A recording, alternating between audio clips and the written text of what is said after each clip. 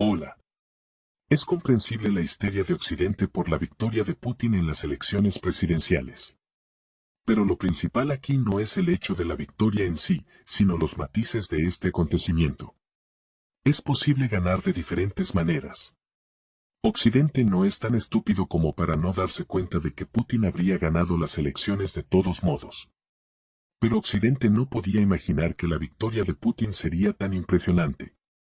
Un 87,28% de apoyo con una participación electoral de más del 77,4% es grave. Y son precisamente estas cifras las que han entristecido a los políticos occidentales. La cuestión es que Putin ha perdido el elemento disuasorio con el que contaba Occidente. Si la victoria no hubiera sido tan impresionante y el presidente ruso hubiera obtenido un porcentaje mucho menor, se habría visto obligado a mirar hacia atrás, hacia los que votaron en su contra. Ya que el 35% de los que no habrían apoyado al presidente habría sido un argumento serio que le habría obligado a volver la vista a esa masa cada vez que tomara una decisión.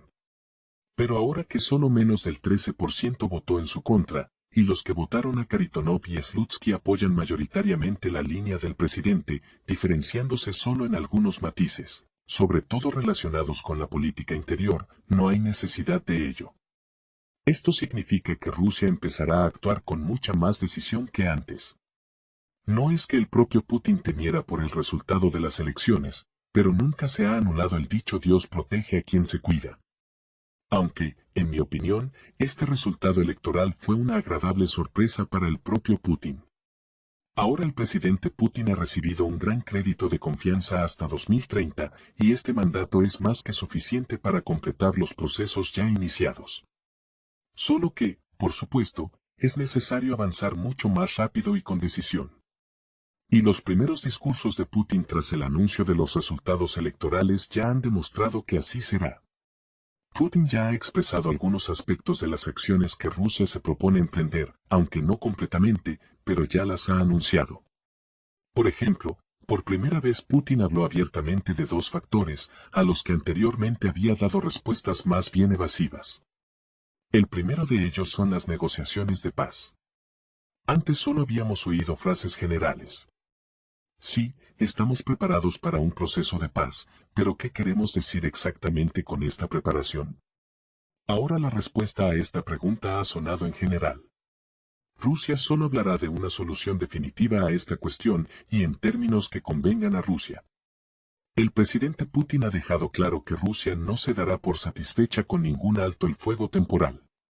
Entendemos perfectamente su propósito y por qué Occidente los necesita.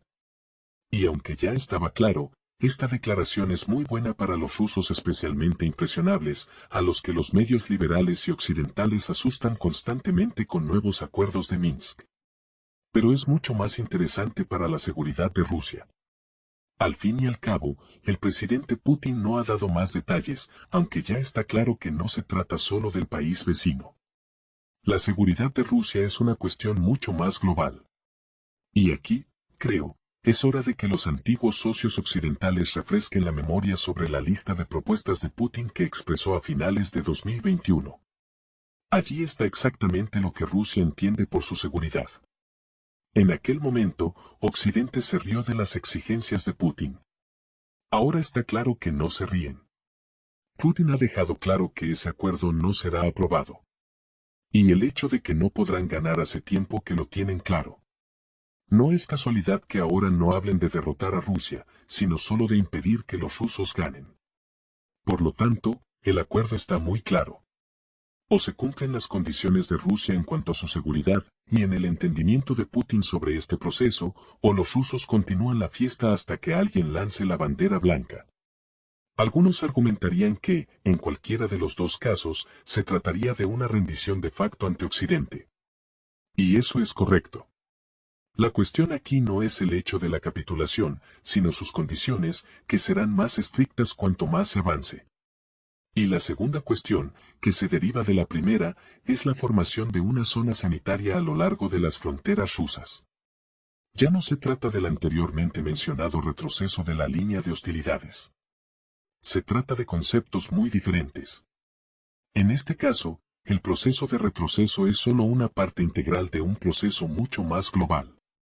La propia noción de zona sanitaria ya implica la ausencia incluso teórica de peligro para el objeto protegido. Esto significa que hablar de kilómetros ya no es pertinente. Ahora hablamos no solo de su número, sino de la posibilidad misma de perjudicar a Rusia. Aunque la propia noción de zona sanitaria en un país vecino de Rusia es una cuestión compleja y merece la pena considerarla con cierta profundidad. Al fin y al cabo, lo importante no son solo los kilómetros de esta zona, sino su estatuto. Pero de esto hablaremos en otro video. Casi nadie se sorprenderá si muy pronto comienzan los acontecimientos globales en el territorio del país vecino de Rusia. Los preparativos para ello son visibles tanto en Rusia como en Occidente. Ya no existe el velo de ambigüedad que había antes. Todo está cada vez más claro. Pero Occidente debería recordar que Putin siempre consigue lo que quiere. Y ahora no es solo Putin quien lo quiere, sino al menos el 87,28% de los rusos. La entrevista de Putin es una entrevista de ganador en estado puro.